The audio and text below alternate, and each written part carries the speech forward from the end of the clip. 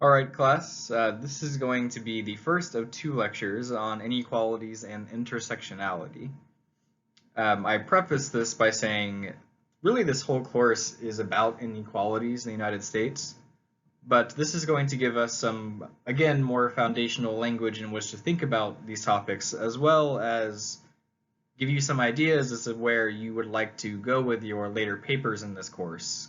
Because as a reminder, near the end of the semester, you will need to submit a paper on your own positionality, basically a reflection of your sort of place in US society, as well as a problem or issue that you would like to address, most likely based on a topic you find in this class, dealing with issues of inequalities, dealing with issues of disparities in terms of social class, economic status, religion, gender, sexuality.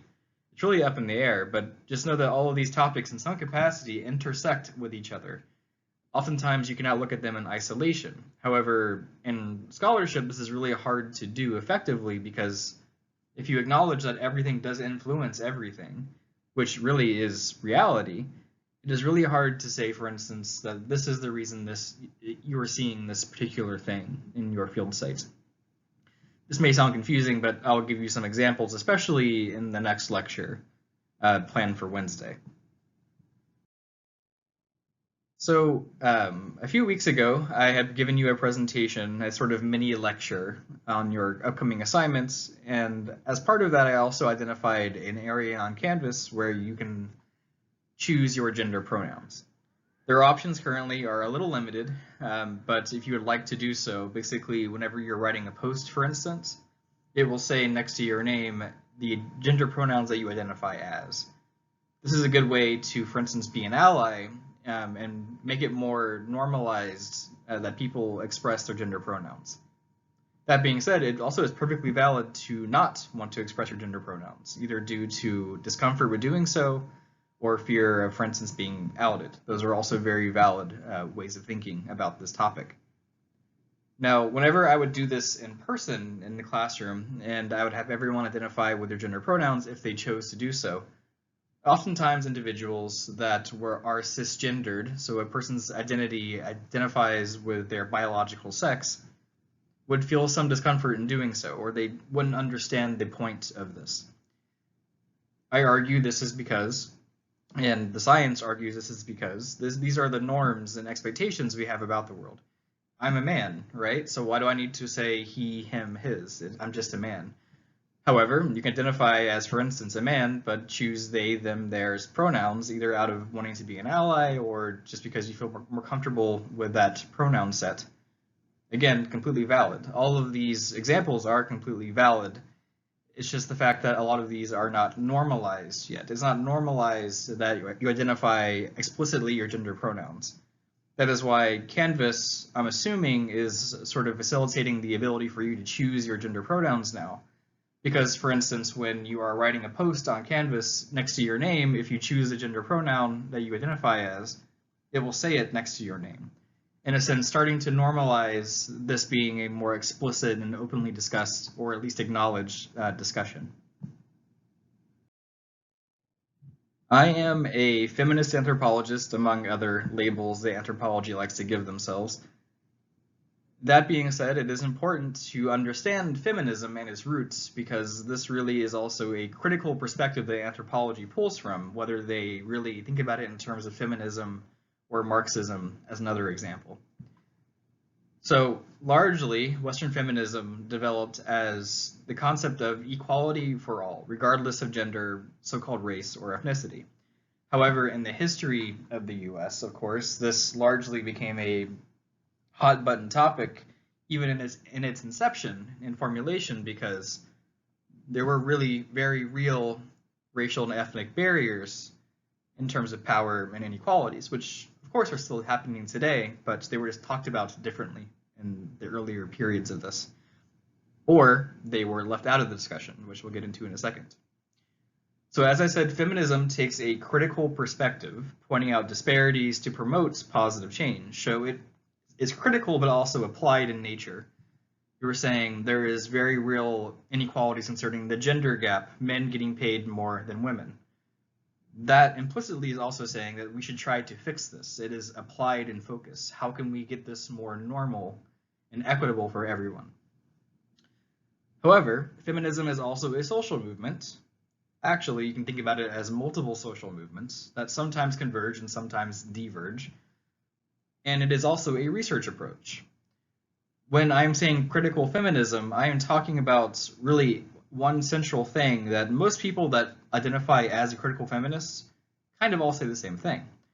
But there is also critical black feminism, which inserts critical race theory into feminism to identify, for instance, disparities in how we talk about feminism and which voices we promote when we are talking about feminism. So feminists, which is not exactly the same as a feminist scholar, they often are, but they do not have to be, often are put into things called waves. In the early days of the suffrage movement, so for instance, women trying to get the right to vote, this is considered by many to be the first wave of feminism. And in terms of time, it is basically within the 19th and early 20th century in the US. Now, is probably a lot of common knowledge for some of you that were raised in the US, for instance, thinking about the prohibition of alcohol also being tied to this. And also it was in response to domestic violence, also tied to the prohibition of alcohol.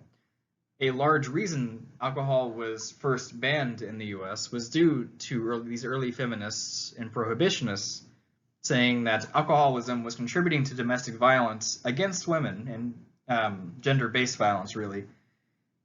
And that if we banned alcohol, maybe we could make this more equitable and there would be less violence against women. Additionally, this first movement, as I mentioned, suffrage, was also concerning getting the right to vote. So there were a lot of different issues here sort of wrapped into this large wave of feminism. The next so-called wave of feminism you can think about as developing in the 1960s or to around the 1980s with some overlap today as well, because second wave feminist thoughts is still very prevalent today. And this is because, for instance, there are still many people that were from this time period alive today, so their ideas are still percolating around the globe, really. And additionally, in terms of the transference of knowledge generationally, a lot of second wave feminist thoughts in theory was passed on to later generations. So a lot of what I understand as second wave feminism is still largely the public's perception of what feminist theory and thought is, because it is very prevalent. In terms of how we can sort of conceptualize this wave of feminism, it largely is focused on reproductive rights and also women so-called getting out of the house. So for those that are unaware or need a refresher in terms of a history lesson, during the World War II period, when a lot of men in the United States were overseas, also during Vietnam, for instance, also too, largely the workforce consisted of women. And during that time period, women started to see, wow, men have a lot of social mobility and access to work than we do.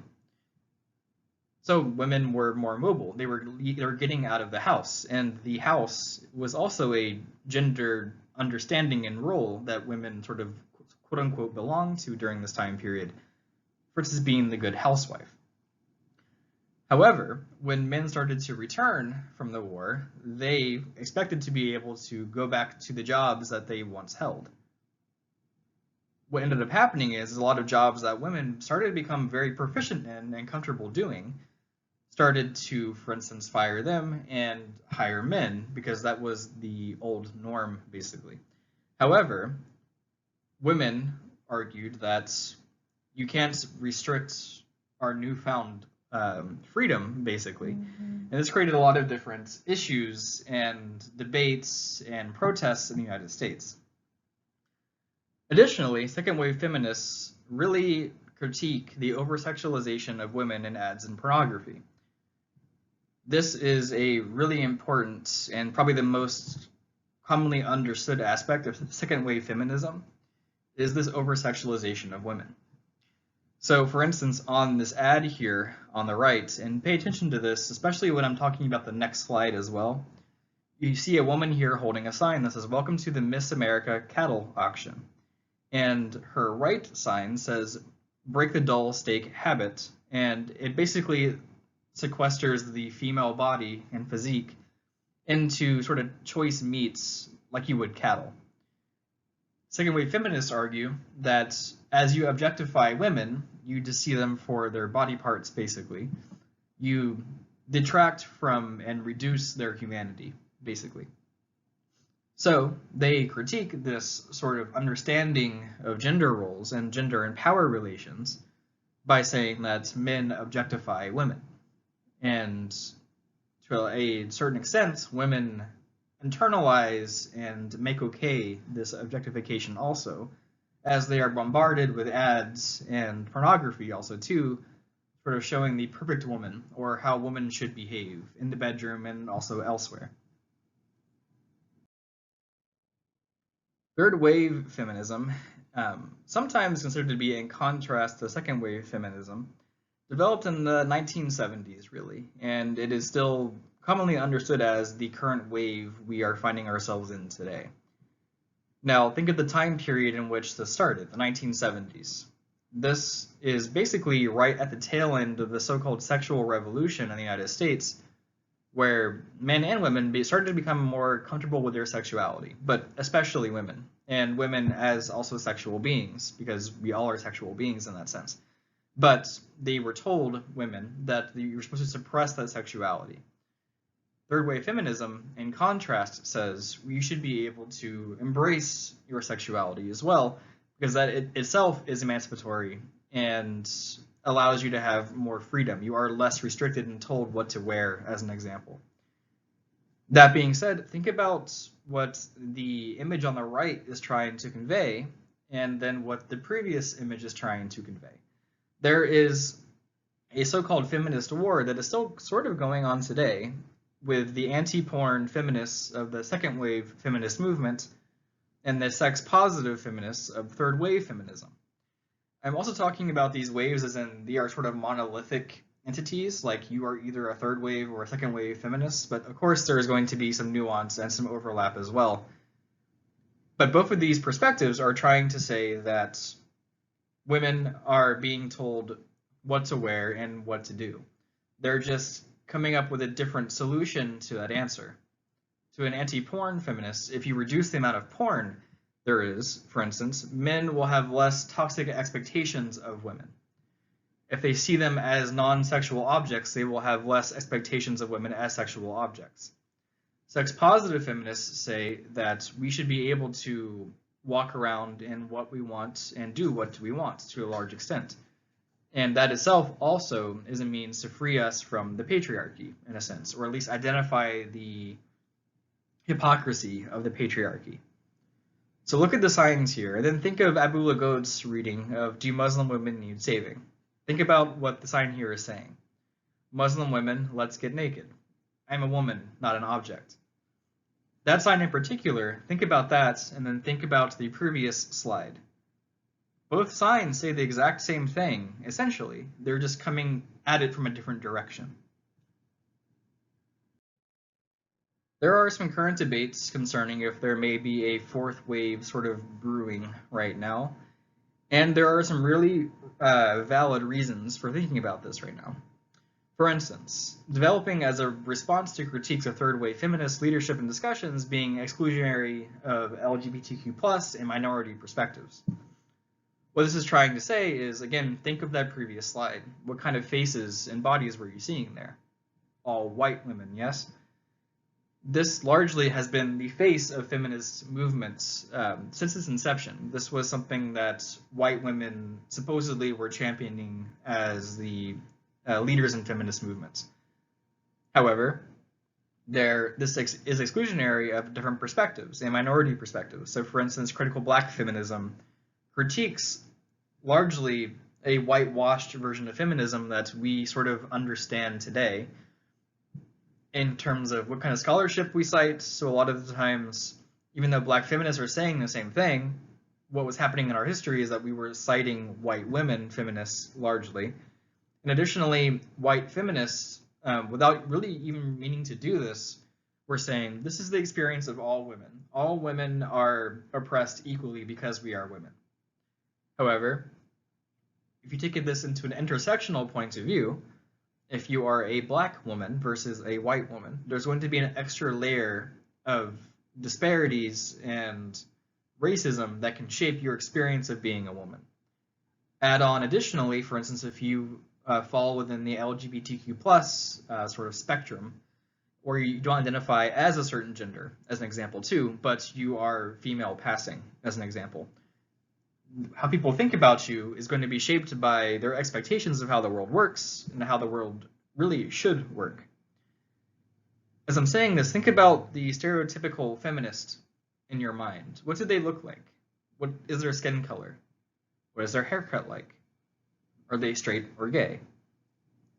These are topics that are very weighty and very complicated, but they're also very important to talk about, because these are really the words and understandings we have to sort of shape how we talk about feminist movements and also the critique of the patriarchy and other disparities in the United States, which are shaped by gender and power relations, but also racism and other historical factors. So I'm not going to spend too much time here because I already sort of borrowed from this on a previous slide in this presentation. Which is weird to say because you're watching on YouTube, so there's not really slides, but you get my meaning, I'm sure. Western feminism has been critiqued for focusing on the individual and being whitewashed. Again, what kind of faces do we associate with feminism and being a feminist? That answer could be very different depending on where you come from and what sort of ideals you belong to. On that note, there really are multiple feminisms, so don't think about this again in terms of there being feminism. There are lots of sort of secular or sort of cellular, is probably the better term, feminist sort of ideas and thoughts and understandings. There is Black feminism, there is Latin American feminism, then there's Latinx feminism, which doesn't necessarily mean the exact same thing to everybody. And of course, there are Muslim feminists, there are African feminists in general. Like, really, feminism has become so diffuse that it is being influenced by cultural practices and understandings at the global level as well as at the local level in the United States, as an example. So now we're going to get into a definition of intersectionality, which I've sort of been playing with throughout this class. But before that, here's some historical context. Black women in the United States occupy the intersection of two axes of subordination, race and gender. They stand figuratively at the points where race and gender overlap, at their intersection. Watch this short YouTube clip to sort of get what I'm trying to say here. Basically, what intersectionality is trying to say is that your different ways of identity and ways of identifying yourself, your positionality in a sense, intersect or overlap with each other to shape how you interact with the world and how people interact with you. And that influences your health, your wellness, your mental health, for instance, also too, as you internalize these different levels of disparities that you have to deal with on a daily basis that are historically based but contemporaneously mediated. So in terms of a definition that we're going to be using in this class, you can think of intersectionality as an analytic framework for assessing how factors such as race, gender, and class interact to shape individual life chances and societal patterns of stratification. Again, society thinks about such things as black and white, man and woman, because in the US, we like to sort of fall back on categories and also dichotomies. You're either a man or a woman, you are black or white, and this, of course, leaves out other perspectives. And this can have implications for how you identify as yourself. As an example, Asian Americans largely are left out of a lot of discussions concerning racism in the United States. However, of course, Asian Americans experience racism as well. It's just a different kind of racism, largely, of course. So these are shaped by societal patterns So you can go back to the previous presentation where it talks about what whiteness even means and how that has been historically mediated. Again, for instance, Irish American immigrants were not considered at one point in our history to be white. The same with Italian Americans and some other examples, such as Jewish Americans too. However, your self-identified positionality, for instance, if you identify as a white person, that may come in conflict when it comes into contact with understandings of what whiteness is in the United States. This is where the individual life histories of yourself interact and intersect with culture in general. And that intermingling oftentimes either results in you having to adapt to the culture or the culture adapting to you over time. Now, in terms of anthropology, critical discussions of gender and race, including how they operate within broader social difference, remain largely outside mainstream anthropology. What I'm trying to say here is that we have been good about talking about race or gender, usually not both at the same time.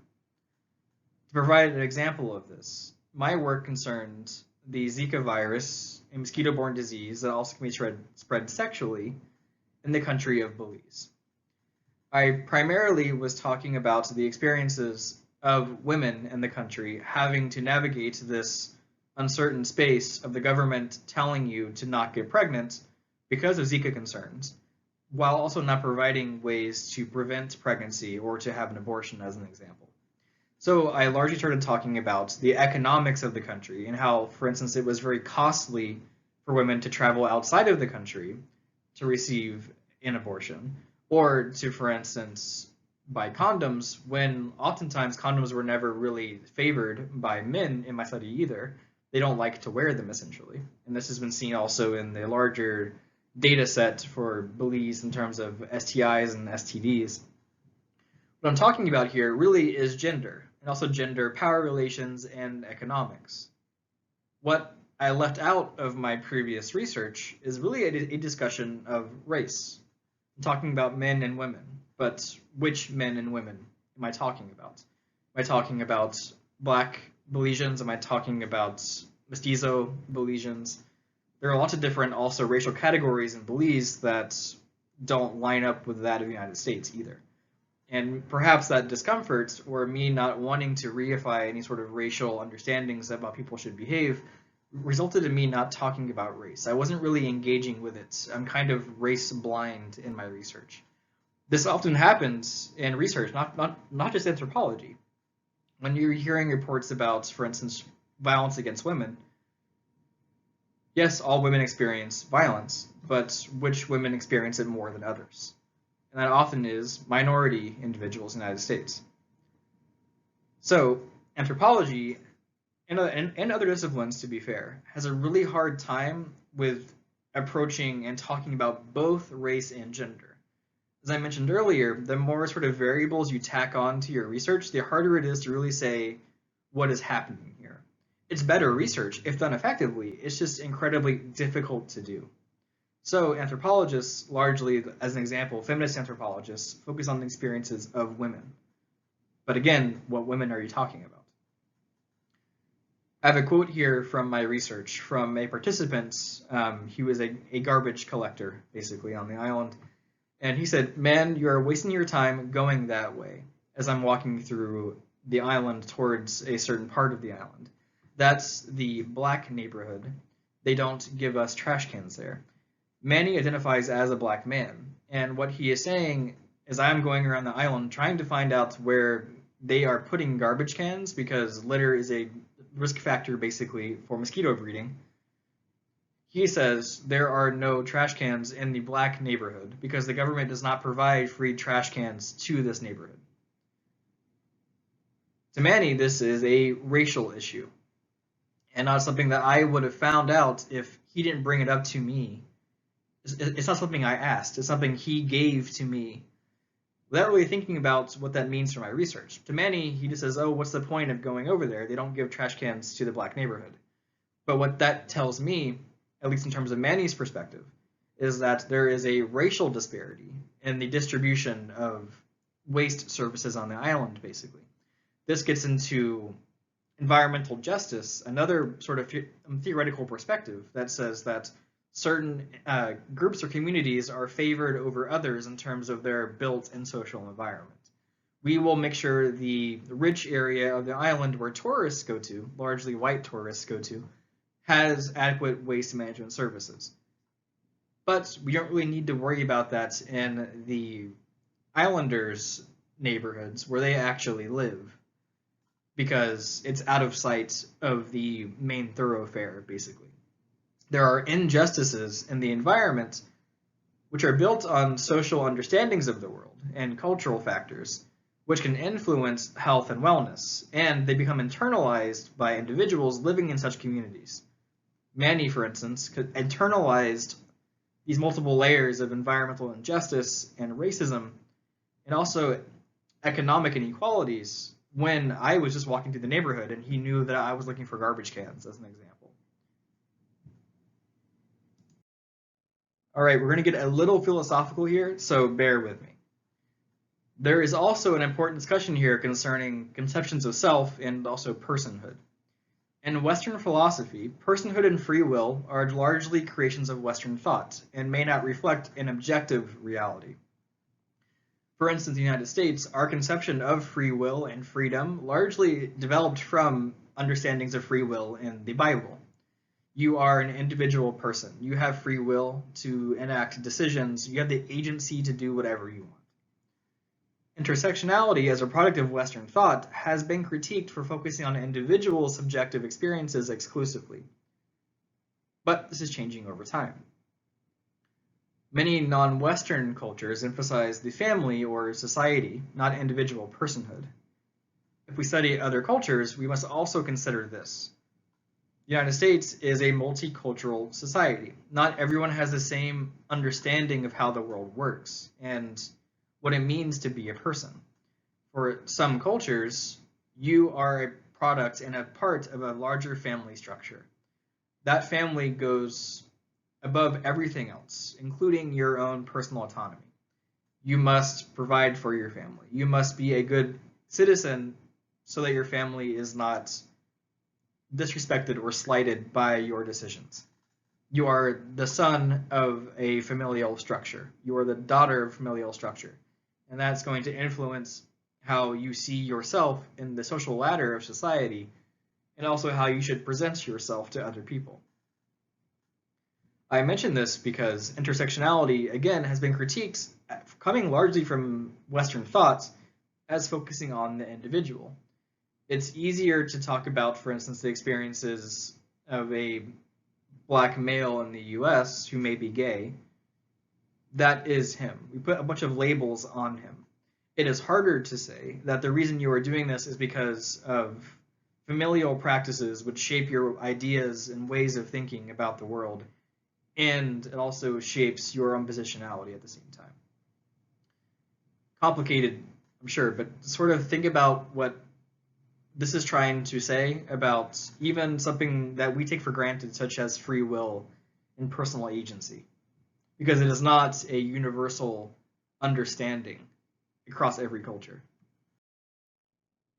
I mentioned this on a previous presentation as well, but there are also movements in scholarship to try and basically make our syllabi and our readings more intersectional, more inclusive. This largely falls into the umbrella of so-called decolonizing movements. So for instance, there is Decolonize Your Syllabus or Cite Black Women.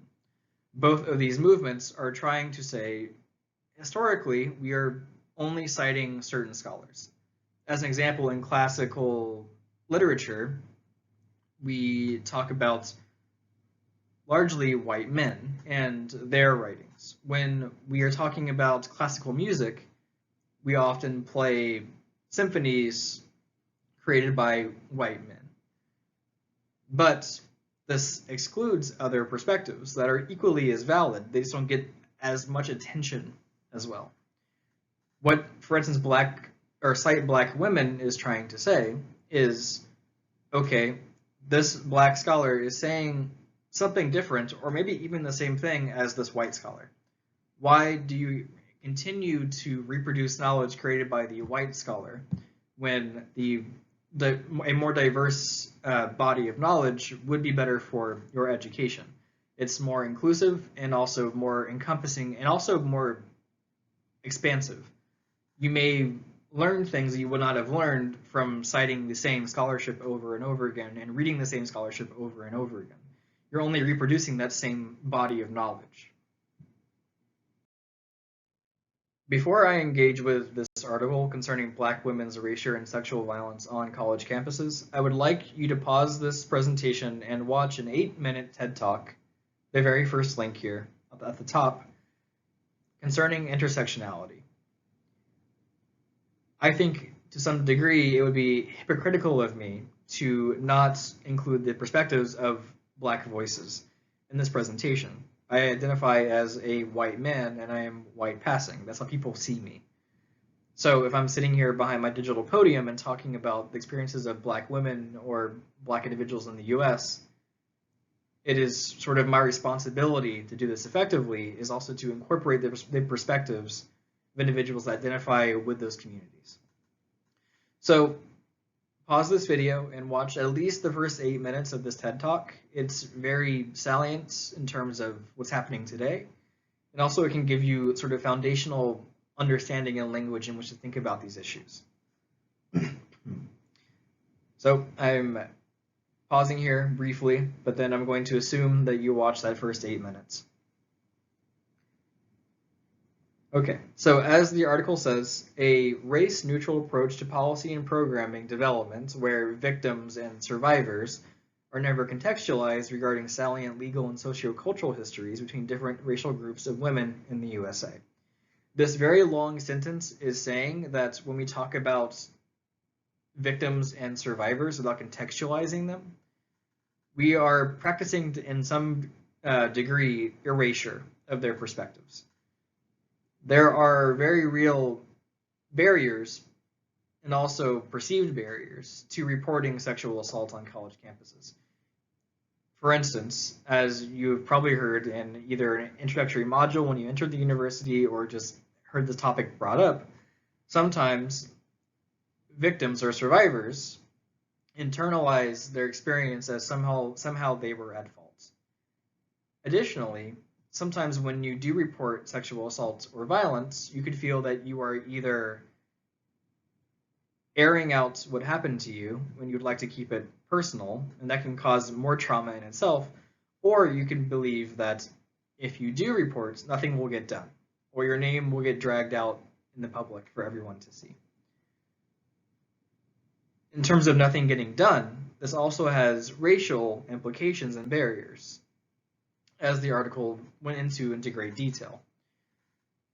If we are just talking about victims and survivors, we're kind of, in a sense, also whitewashing the discussion.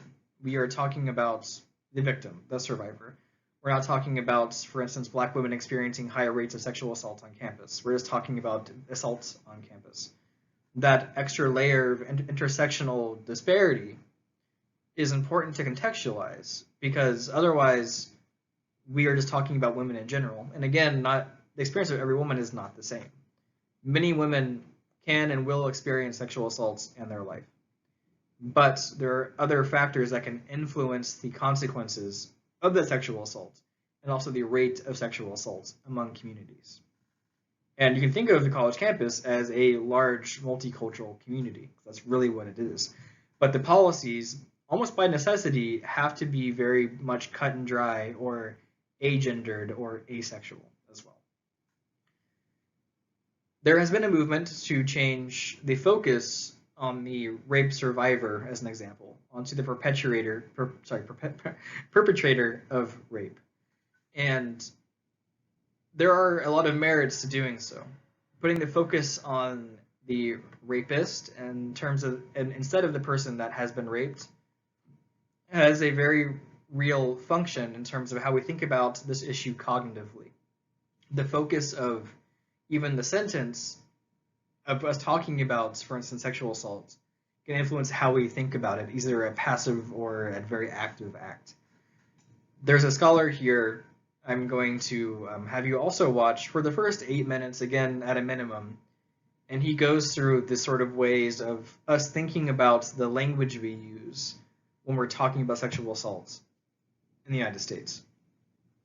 So give that a watch, especially pay attention to when he's using his sort of whiteboard and the linguistic change he is doing and what that can mean about how we think about sexual assaults on college campuses. Expanding a little further, race neutrality in policy is a manifestation of a colorblind social ethos in the USA. Think of ethos as culture, basically, where to identify race is to be racist. Think back to the Gravely reading. What this is trying to say is that, for instance, if there is a policy that particularly says we need to have mechanisms in place for Black women experiencing sexual assault, this may be construed as you favoring one race over another, despite the fact that there are very real reasons to have policies in place that can help certain individuals based on their intersectional identity as well. However, in the USA, which practices sort of racial blindness, we don't talk about race, so it doesn't exist. That can have consequences because then again you're practicing erasure where you're not talking about a very real issue. Thus, racism persists through discursive means while disguised as racial sensitivity. This is that so-called post-racial society I've brought up before. There's this thought that in the United States, if we don't bring up race, it's not going to be a problem. But racism and race are also internalized understandings about the world, of course. And basically all this ends up doing is being counterproductive. There is still racism going on, but we can no longer speak about it because to speak about it can be construed as being racist. This has implications in terms of legality because universities are trying not to get sued, for instance. And there is a possibility that if they make policies, for instance, let's say white males that are sexual assaults perpetrators on campuses, that may be construed as being a racist policy, despite, for instance, demographics and statistics showing higher rates of sexual assault by white males in the United States. Additionally, colorblind or race-neutral policy privileges and normalizes whiteness. This is sort of white normativity, which I brought up before, while masquerading as the equalization of all races.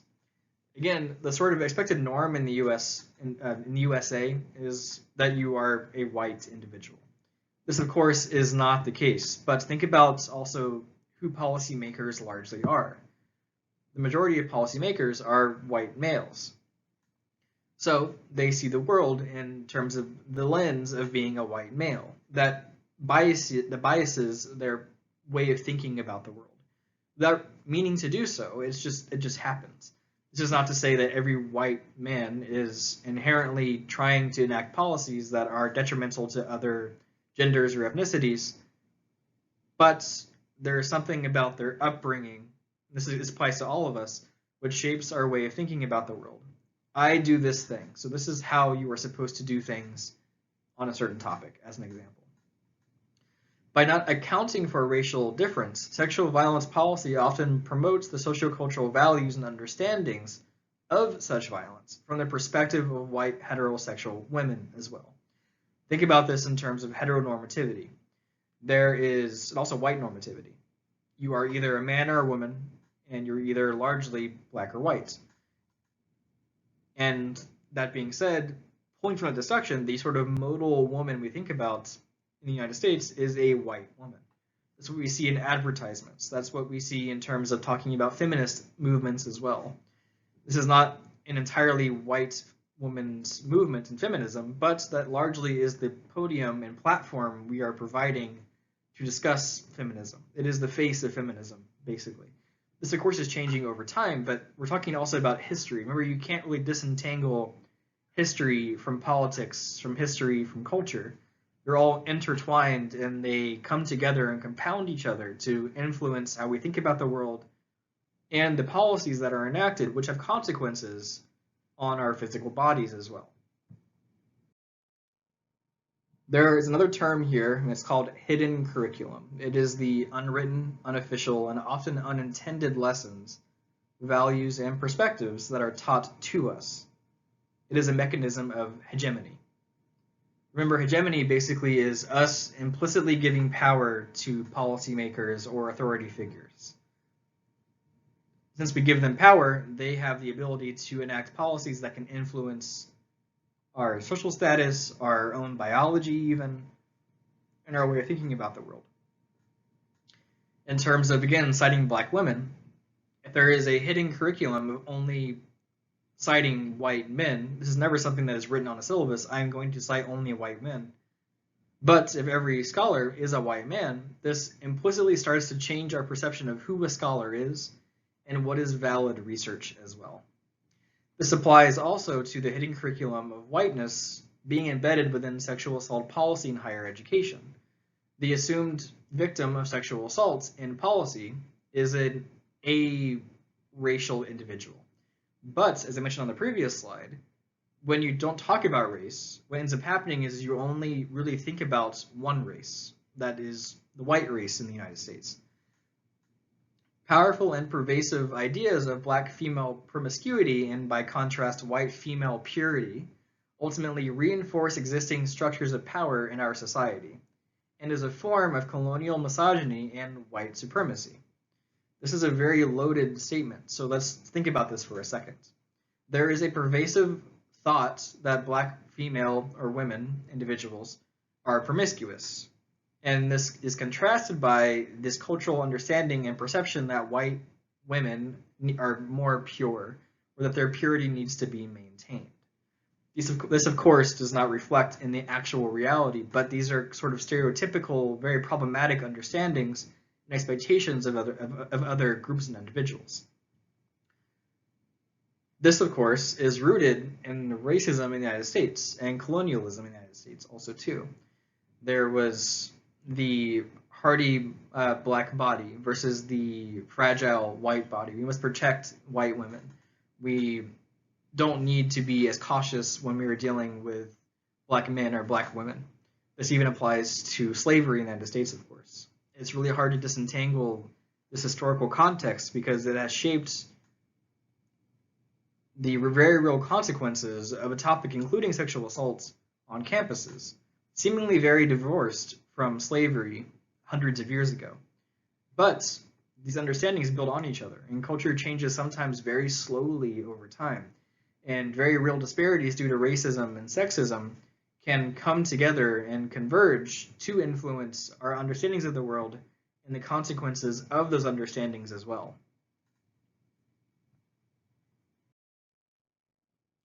Only once more from the article, I'm going to provide an example of symbolic violence and structural violence, two terms which I've already identified in a previous presentation, in terms of this article. Rather than explicitly examining the distinct experiences of sexual violence for Black women versus white women, all women are lumped together in a homogeneous group, where disparate concerns and needs are inconsequential. If you're lumping Black women and white women into one large group, what ends up happening is largely the experiences and understandings of white women become normalized as the expectations and experiences of all women. This is because, again, of the inherent biases a lot of individuals have in terms of being a policymaker, being a police officer, or having a position of authority. This is why it's very important to have diverse perspectives in positions of authority so that we can start to change these implicit biases over time. It's a difficult thing to do. It's a difficult thing to argue for because, again, in the United States, there's a very real discomfort with talking about racism.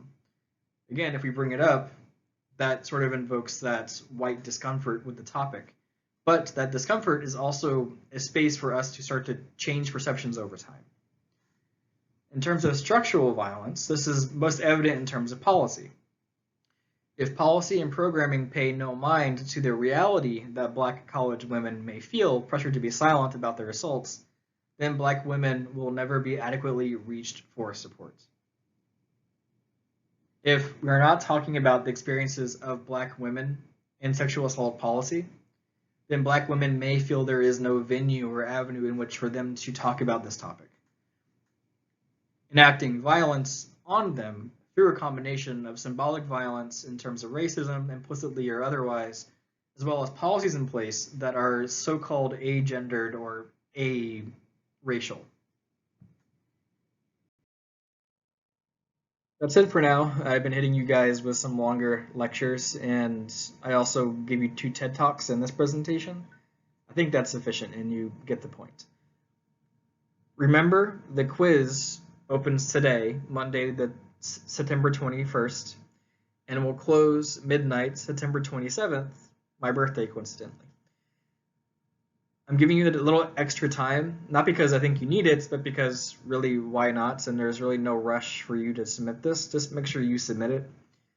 The quiz can cover all materials, for example, documentaries, readings, podcasts, etc. Basically everything up until this week, including the readings though. So what I mean by that is this quiz will not cover presentations for this week on intersectionality and inequalities, but may pull from the readings for this week.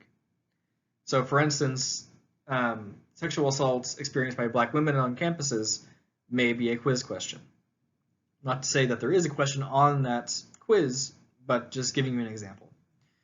So keep that in mind, and if you have any questions, please feel free to reach out to me. I've heard from a few of you throughout the semester for various reasons or concerns. I just want to make sure that you feel heard and that there's a venue for you to talk about any concerns you may have or questions that you may want to ask also too.